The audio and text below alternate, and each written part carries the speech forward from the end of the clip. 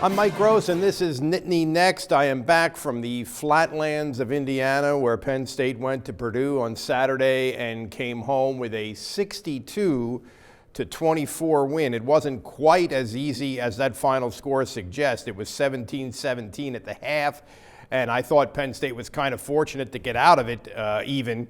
But they really put on a show in the second half offensively. And the most remarkable news, really, since the last we spoke about Penn State football came yesterday when the College Football Playoff Committee released their first standings of the year.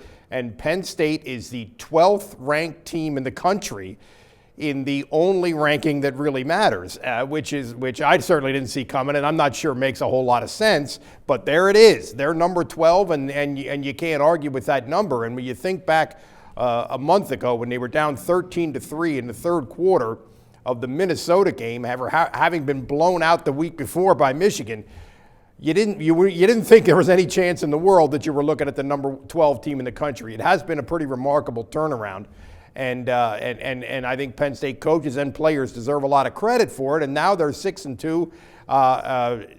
They're in the contention for a pretty good, probably New Year's Day bowl. And there's even a possibility, and I'm not going to get into all the details of this now because there's not enough time for it, but there is a possibility that they could go to the Rose Bowl, which, again, go figure. A month ago, no chance.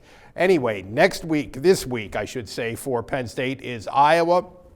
A much different challenge than the last couple of weeks. You may remember Iowa went 12-0 last year to start, lost a very close game for the Big Ten championship, went to the Rose Bowl and lost there, but had a great season last year, was ranked as high as number 3 in the country.